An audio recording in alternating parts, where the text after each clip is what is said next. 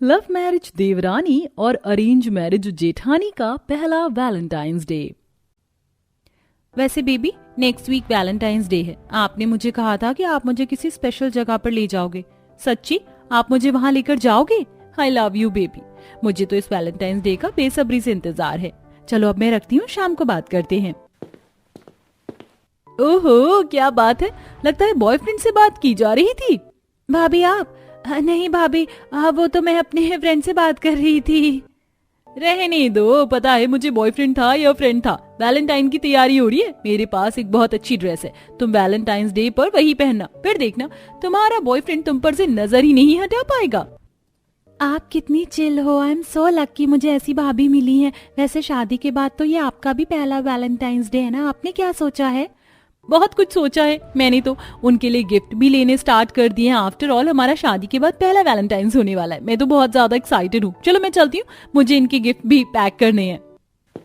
सोनाक्षी कमरे में जाती है, वैलेंटाइंस डे अपने पति के गिफ्ट्स को पैक करने लगती है कि तभी सोनाक्षी की जेठानी अलका उसके कमरे में आती है। सोनाक्षी, इतने सारे गिफ्ट?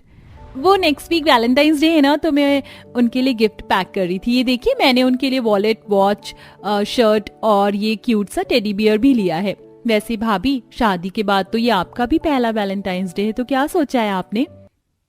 तुम्हारे और देवर जी की लव मैरिज हुई है, तुम्हारा तो वैलेंटाइंस डे बनाना बनता है, लेकिन मेरी और उनकी तो अरेंज मैरिज है। ये तो मुझसे कभी प्यार भरी बातें भी नहीं करते। वैलेंटाइंस डे तो बहुत दूर की बात है।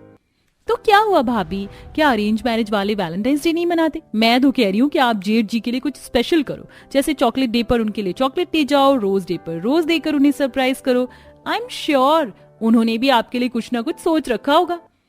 अपनी लव मैरिज वाली देवरानी की बात सुन अरेंज मैरिज वाली जेठानी के भी दिल में कहीं ना कहीं वैलेंटाइंस मनाने की चाह जागने लगती है। ऐसे ही कुछ दिन गुजरते हैं और आज वैलेंटाइन वीक का पहला दिन होता है, यानी कि रोज डे। मोहब्बत इबादत शिकायत में जिससे करूं वो तुम हो, तुम ही हो जाने जा। मौसम चाहे जैसा भी हमेशा मेरा रहना रे।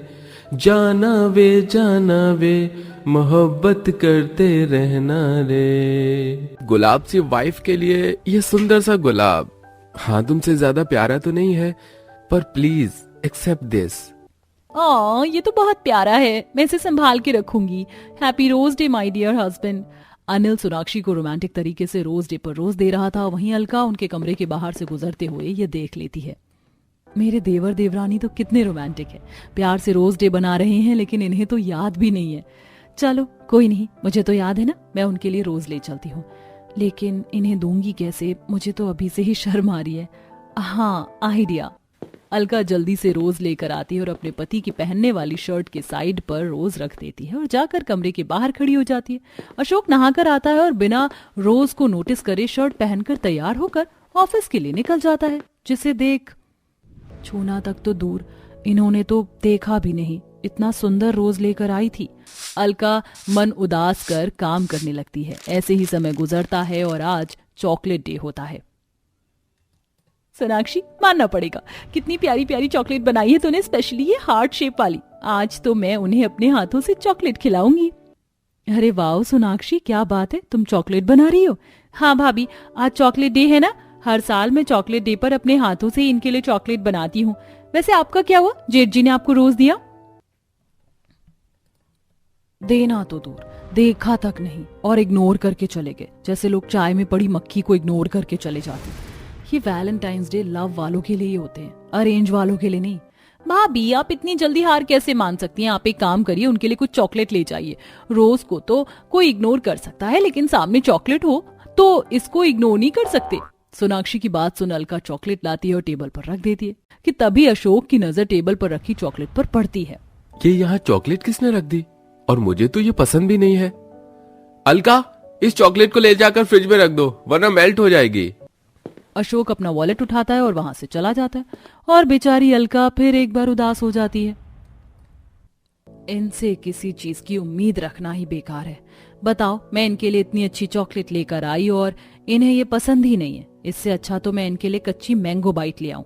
बेचारी अलका उदास होकर बालकनी में खड़ी हो जाती है कि तभी अलका की देवरानी आती है और अपनी जेठानी को यूं उदास देख, लगता है चॉकलेट डे भी आपका नहीं बना भाभी। मेरी मानो तो आप जेठ जी से खुद सामने से वैलेंटाइन सेलिब्रेट करने के लिए बोलो, क्या पता उनको याद ही ना हो या उन्होंने कभी ये सब बनाया ही ना हो।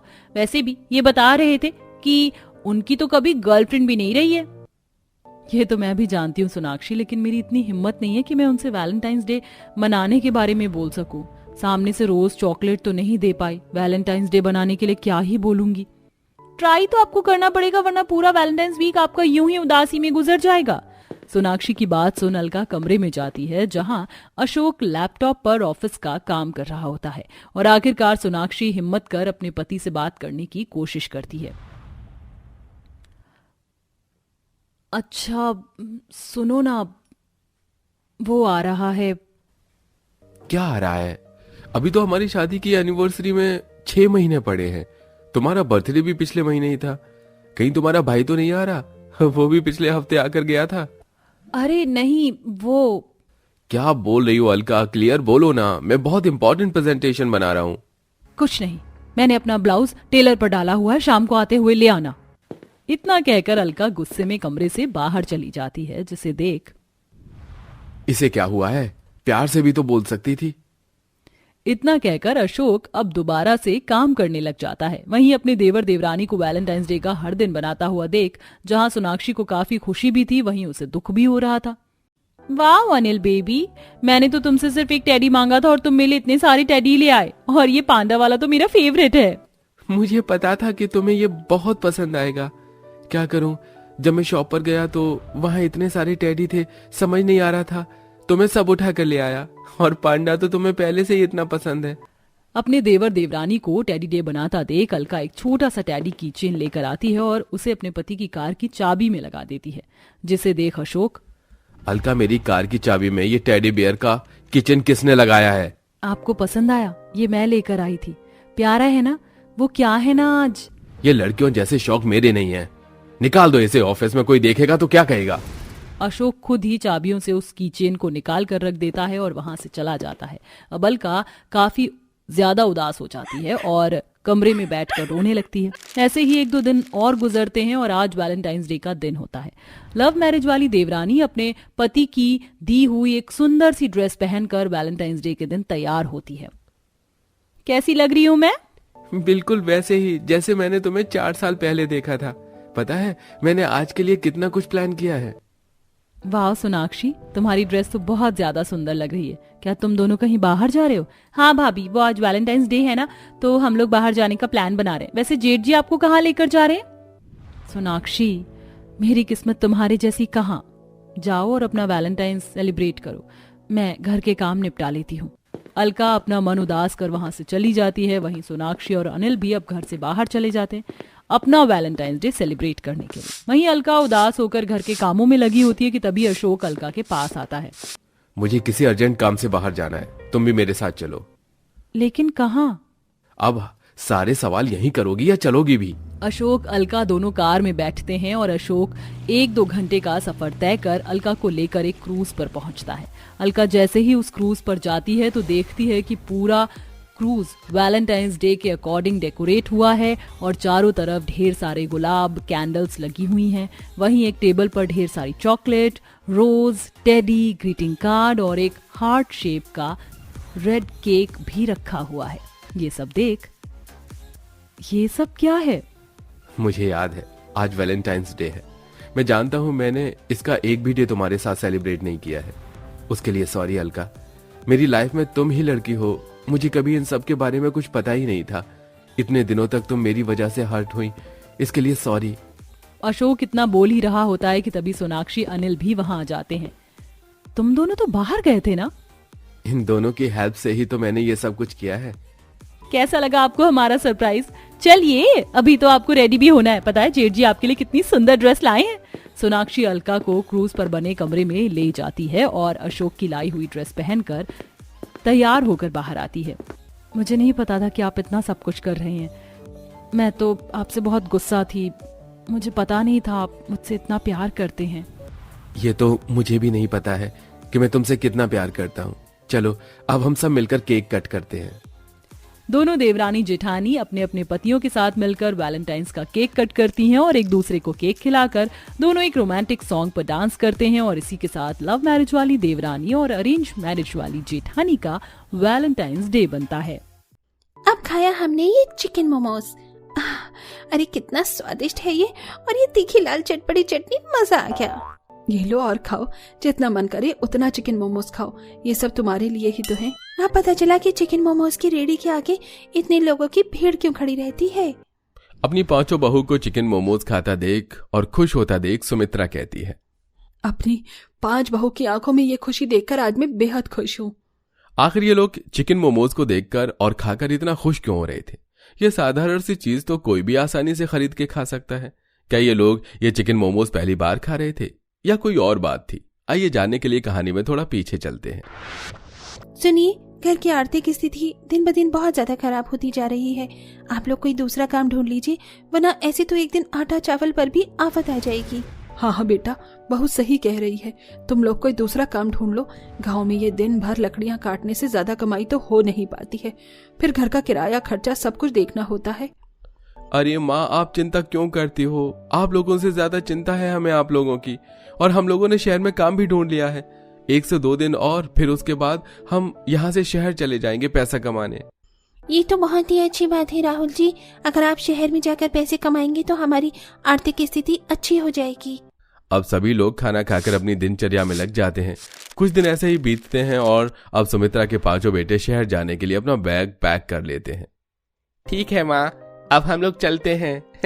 शहर जाने की ट्रेन करेक्ट टाइम पर है, अगर छूट गई तो दिक्कत हो जाएगी। आप लोग अपना ख्याल रखिएगा। ये ले बेटा, ये दही शक्कर खा ले। भगवान तेरी आमदनी दिन दुगना रात चौगना करे।